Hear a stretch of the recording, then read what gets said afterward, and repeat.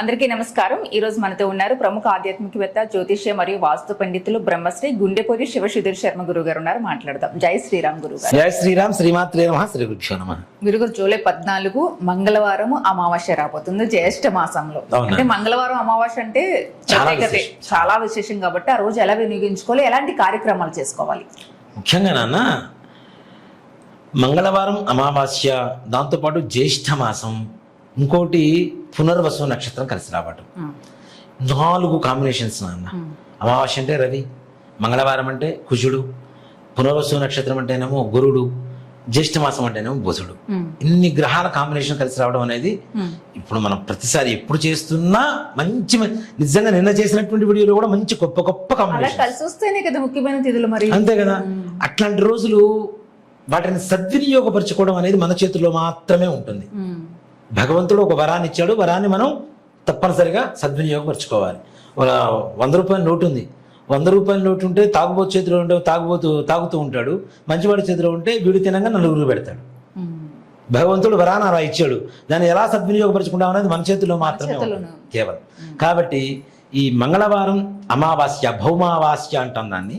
అలాగే పునర్వసు నక్షత్రంతో కలిసి వచ్చింది జ్యేష్ఠ బహుళ మాసం, అంటే జ్యేష్ఠ మాసం, జ్యేష్ఠ బహుళ అమావాస్య.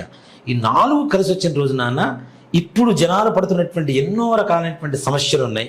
వాటిని షార్ట్గా చెప్తాను నేను. ఒక మాట చెప్పాలి అంటే, ముఖ్యంగా వివాహం చేసుకోము అనేటువంటి పిల్లలు, వివాహమైన తర్వాత సవ్యమైనటువంటి దాంపత్య జీవితం లేనటువంటి పిల్లలు, ఇద్దరు కలిసి ఉండలేనటువంటి భార్యాభర్తలు, కలిసి ఉన్న పిల్లలు సరిగా పుట్టలేనటువంటి భార్యాభర్తలు, పుట్టిన పిల్లలు కూడా ఆరోగ్యవంతంగా లేకుండా ఉండడం అనేటువంటిది ఒక సమస్య. దీంతో పాటు పిల్లలు పెరిగిన తర్వాత దుర్వ్యసనాల పాలవటం, దుస్నేహాల పాలవటం, తల్లిదండ్రుల మాట వినకపోవటం, పెడచెవిని పట్టడం, ఒక మొండితనంగా సైకోయిజంగా తయారవ్వటం, ముఖ్యంగా స్నేహితుల భార్యను పడిపోయి వాళ్ళతోనే అదే మంచి అనుకొని వాళ్ళతో ఉండి జీవితం నాశనం చేసుకొని పోలీస్ స్టేషన్లు, కోర్టులు చుట్టూ తిరగాల్సిన పరిస్థితి వరకు తెచ్చుకోవటం ముఖ్యంగా. దీంతోపాటు డ్రగ్స్ అని, ఈ లిక్కర్ అని, సిగరెట్లని, అనేక రకాలైనటువంటి దుర్వ్యసనాలు పాలవ్వటం.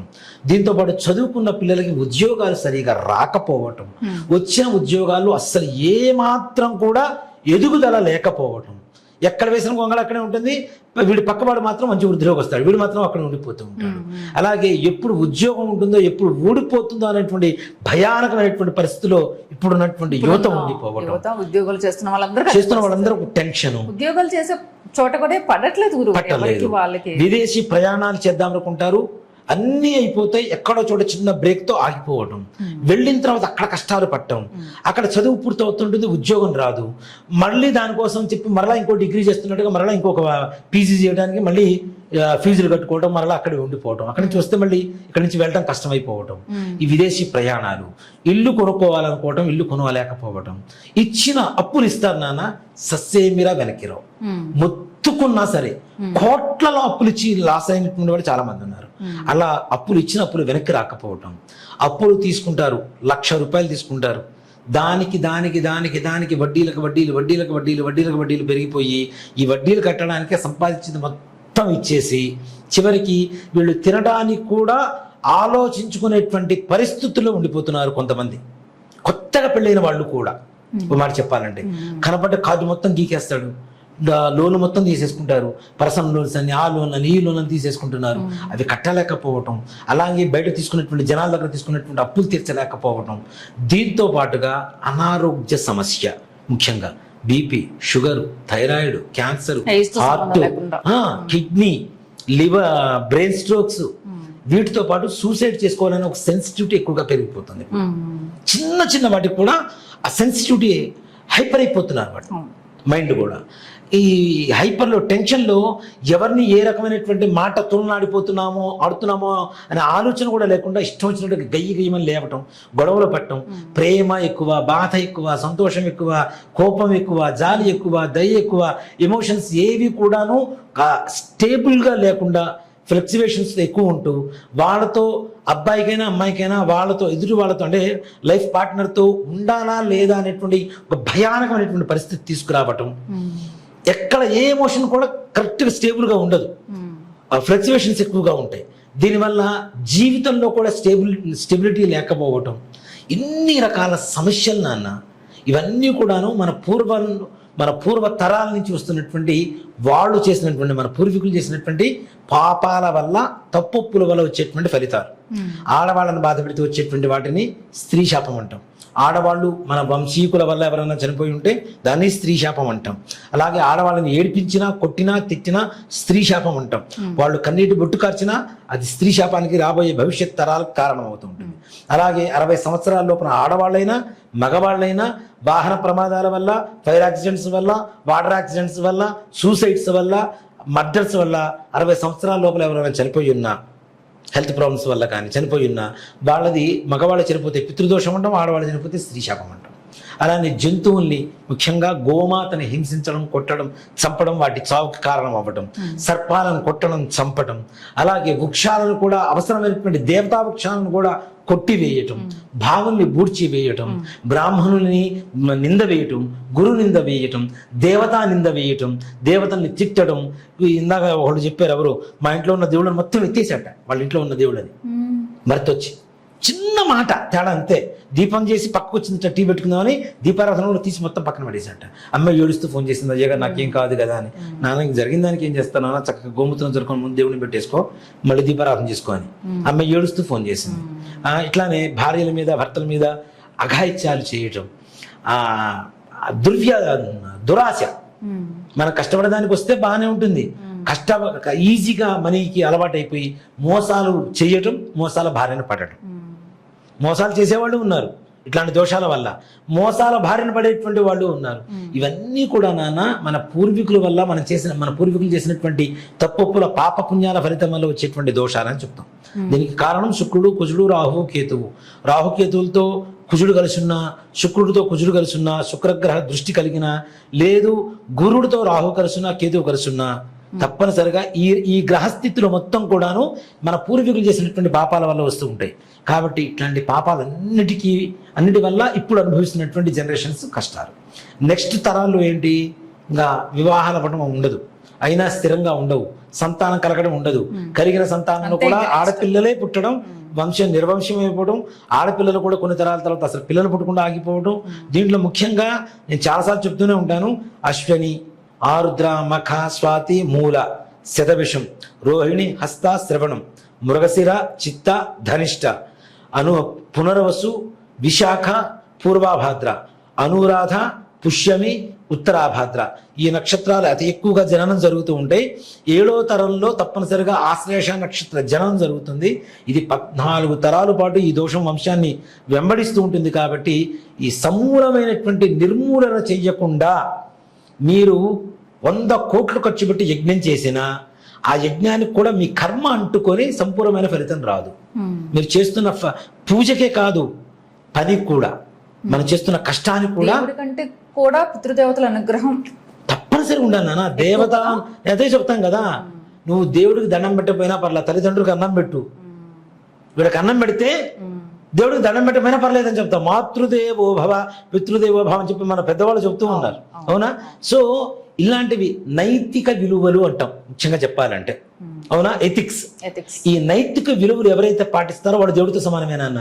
ఇవన్నీ పూర్వకాలంలో ఎక్కడో చోట తప్పినాయి కాబట్టి మనం ఇవాళ రోజున ఎన్ని కష్టాలు అనుభవిస్తాం. ఇది సమూలంగా పోవాలి. 14 తరాల పాటు వెంబడిస్తూ మన వంశాన్ని పట్టి కుదురుతుందంటే ఎంత బాధిస్తుంటుంది కదా. కాబట్టి ఇలాంటి దోషాలు పోవాలంటే, సమూలమైనటువంటి నిర్మూలన కావాలి అంటే, జూలై 14వ తారీఖు జ్యేష్ఠ బహుళ అమావాస్య మంగళవారం పునర్వసు నక్షత్రం కలిసి వచ్చిన రోజున ఎవరైతే సాక్షాత్ మహాపరమేశ్వరుడే ఆత్మలింగ రూపంలో ప్రతిష్ఠ అయినటువంటి రావణాకృత ప్రతిష్ఠ జరిగినటువంటి గోకర్ణ మహాక్షేత్రంలో మోక్షనారాయణ బలి అనేటువంటి పూజా కార్యక్రమాన్ని సశాస్త్రీయంగా, మంత్ర విధానంగా, వైదిక విధానంగా ఎవరైతే చేయించుకుంటారో వాళ్ళకి ఆ రోజుతో వంశ పరంపరగా వస్తున్నటువంటి సమూలమైనటువంటి విముక్తి, కర్మ విముక్తి వాళ్ళకి జరుగుతుంది. దాంట్లో అనుమానం లేదు. ఆ మరుసటి రోజు నుంచి మీరు చేసే చిన్న పూజకైనా పనికైనా సంపూర్ణ ఫలితాన్ని మీరు అందుకోగలుగుతారు. ఈ కర్మ మన పూర్వీకులు ఎక్కువగా చేశారు, కొంచెం సమయం తీసుకుంటుంది. 3 నెలలు పట్టొచ్చు, 6 నెలలు పట్టొచ్చు, మహా సంవత్సరం పట్టొచ్చు. సంవత్సరం తర్వాత ఇటువంటి పరిస్థితుల్లో ఆ గోకర్ణంలో చేసినటువంటి మీ పితృదేవతలు సంతృప్తి పరిచేందుకు చేసేటువంటి పూజా విధానం ఇదంతా కూడాను. పితృదేవతలు ఎప్పుడైతే సంతృప్తిగా ఉంటారో మన వంశం ఎప్పుడు సంతోషంగా వర్ధిల్లుతూ పుత్ర సంతానంతో అలాగే సుఖంతో సంతోషంతో అష్టైశ్వర్యాలతో భోగభాగ్యాలతో తొలతూగుతూనే ఉంటుంది. దాంట్లో ఏమాత్రం కూడా సమస్య లేదు, సందేహమే లేదు. అందులోనూ మంగళవారం ఇందాక మనం చెప్పుకున్నట్టుగానే ఆర్థిక సమస్యలు, అనారోగ్య సమస్యలు, గృహ సమస్యలు, గృహ కల్లోలాలు, భార్యాభర్తల మధ్యన ఉండేటువంటి బాధలు, ఇల్లు కొనుక్కోవాలి, గృహప్రవేశాలు చేసుకోవాలి, భూములు కొనుక్కోవాలి, స్థలాలు కొనుక్కోవాలి అనుకునేటువంటి వారికి మంగళవారం చాలా ప్రధానమైనటువంటి కారకుడు. కాబట్టి మంగళవారం కుజుడు, మంగళవారం కలిసి వస్తుంది. అలాగే ఆర్థిక సమస్యలు, అప్పులు ఉన్న వాళ్ళు, అప్పులు ఇచ్చి వెనక్కి రానటువంటి వాళ్ళు, వీళ్ళకు కూడా. అలాగే అనారోగ్య సమస్యతో బాధపడుతున్నటువంటి వాళ్ళు, ముఖ్యంగా గురుగ్రహ నక్షత్రం పునర్వసు నక్షత్రం వస్తుంది కాబట్టి వివాహం అందరికీ తెలుసు. గురుబలం ఉంటే వివాహం జరుగుతుంది అనేటువంటిది అందరికీ తెలిసినటువంటి జగమెరిగిన సత్యం. కాబట్టి గురుబలం పెరగాలి తప్పనిసరిగా. పితృదేవతల పితృకారకుడు గురుడు, నక్షత్రాధిపతి పునర్వసు నక్షత్రాధిపతి గురుడు ఆ రోజున. కాబట్టి పితృదేవతల పరిపూర్ణ అనుగ్రహంతో మన ఇంట్లో వివాహాది శుభకార్యాలకి భాజాబంద్రీలు మోగాలి. సత్సంతానంతో ఆరోగ్యవంతంగా బుద్ధి కుశలత కలిగినటువంటి పిల్లలు ఉండాలి. మనం ఒకరితో మోసపోకుండా ఉండాలి అనుకునేటువంటి వాళ్ళు తప్పనిసరిగా ఈ నక్షత్రానికి సంబంధించినటువంటి రోజును చేయించడం విశేషం. అలాగే వ్యాపారకారకమైనటువంటి వాళ్ళు, వ్యాపారాలు చేస్తున్నాం, మేము మోసపోతున్నాం, నష్టపోతున్నాం, వ్యాపారంలో వృద్ధి జరగట్లేదు అనుకునేటువంటి వాళ్ళకి బుధుడు ప్రధాన కారకుడు అవుతాడు. అలాగే చార్టెడ్ అకౌంట్స్, ఈ అకౌంట్స్కి మ్యాథ్స్కి సంబంధించినటువంటి విద్యలు చదువుకునేటువంటి వాళ్ళు, వ్యాపార సంబంధమైనటువంటి విద్యలు చదువుకునేటువంటి వాళ్ళు, ఈ బిజినెస్ సమయం ఉంటాయి కదా బిజినెస్ స్కూల్స్, అవి అట్లానే MBA ఇట్లాంటి చేసే వాళ్ళందరూ కూడాను బాగుండాలి, మంచిగా వృద్ధిలోకి రావాలి అనుకునేటువంటి వాళ్ళంతా ముఖ్యంగా బుధవారం, అదే బుధ నక్షత్రం కలిసి వస్తుంది కాబట్టి ఇక్కడ ఇన్ని రకాల గ్రహాల కాంబినేషన్. బుధుడు, మంగళవారం, కుజుడు, పునర్వసు నక్షత్రమేమో గురుడు, అలాగే ఆదివారం అమావాస్య,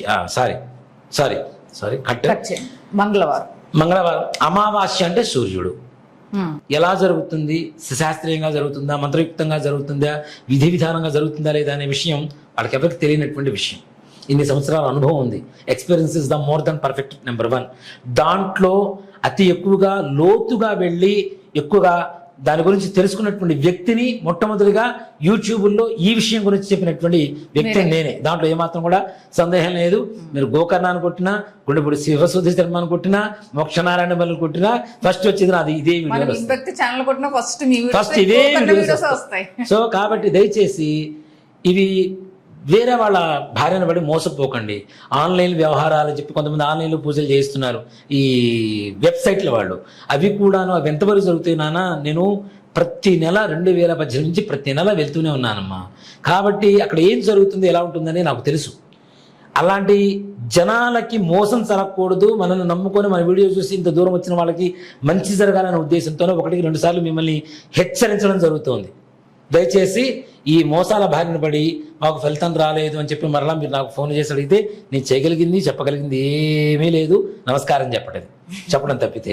దయచేసి గమనించండి, 13వ తారీఖు మధ్యాహ్నం ఇక్కడి నుంచి మనం బయలుదేరుతాం. మాతో పాటు వచ్చేటువంటి వాళ్ళకి స్లీపర్ కోచ్ AC బస్సు ఉంటుంది. తప్పనిసరిగా వాటర్ బాటిల్ ఒకటి ఇస్తారు, రాత్రి టిఫిన్ ఇస్తారు, మరలా పొద్దున్నే అక్కడ చేరుతాం, రూమ్ ఇస్తారు, కాఫీ, టిఫిన్, భోజనం, పూజ అన్నీ చేసుకుంటాం, దర్శనం చేసుకుంటాం. మరలా సాయంత్రానికి బస్సు బయలుదేరుతుంది. మళ్ళా 15వ తారీఖు పొద్దున హైదరాబాద్లో ఉంటాం. ఎవరి పని వాడు చేసుకోవచ్చు చక్కగా బుధవారం నుంచి. ఇక్కడ కొంతమంది పేర్లు రాసుకొని రావాలి, వరుసలు పేర్లు, కొన్ని వస్తువులు తీసుకొని రావాలి. అక్కడికి వచ్చిన తర్వాత పూజ చేసే ముందు కొన్ని నియమాలు ఉంటాయి, పూజ చేసిన తర్వాత ఇంటికి వచ్చిన తర్వాత కొన్ని నియమాలు ఉంటాయి. ఇవన్నీ ఎవ్వరు చెప్పరు, వస్తువులు ఉంటాయి, ఇవన్నీ ఎవ్వరు చెప్పరు నాన్న. దీంట్లో ఏమాత్రం కూడా సందేహం లేదు. ఎవరు తెలిస్తే కదా చెప్పడానికి, తెలియదు. సో కాబట్టి ఇవన్నీ కూడా విషయాలు కూలంకషంగా ఉంటాయి. కాబట్టి దయచేసి 8143666818 నెంబర్కి ఫోన్ చేయండి. మా అమ్మాయి కానీ మా అబ్బాయి కానీ మాట్లాడతారు. తప్పనిసరిగా మీరు ఫోన్ మాట్లాడకపోయినా మెసేజ్ పెడితే తగిన వివరాలు మీకు అందిస్తారు. రాండి, 13వ తారీఖు బయలుదేరదాం. 14వ తారీఖుతో మంగళవారంతో మనకు ఉండేటువంటి సకల దరిద్రాలు పోగొట్టుకొని మంగళకరంగా, మా అమ్మాయి నోటితో ఇందాక మంగళకరంగా అని మంగళకరంగా, సంతోషంగా, ఆనందంగా మరలా మన ఇల్లు చేరుకొని మనం పూర్వీకుల చేసినటువంటి పాపాలను కూడా ప్రక్షాళన చేసుకొని ఇహ మీదట మనం కూడా పాపం చేయకుండా పుణ్యాత్ములమై పరమేశ్వరుని దర్శించి అందరూ అనుకున్న పనులు సకాలంలో పూర్తి చేసుకోవాలని పరమేశ్వరుని మనస్ఫూర్తిగా ప్రార్థిస్తున్నాను అన్న. మంగళవారం నుంచి అందరికీ జయమే. అందరికీ జయమే. జయవారమే దాని పేరే, మంగళవారం పేరే జయవారం. ఆంజనేయ స్వామి వారితో వచ్చింది కాబట్టి అందరికీ జయం కలిగి ఇంటికి రావాలి. 12 వరకు అంతేనన్న. 12వ తారీఖు వరకు మాత్రమే నమోదు చేసుకోవడానికి అవకాశం ఉంటుంది.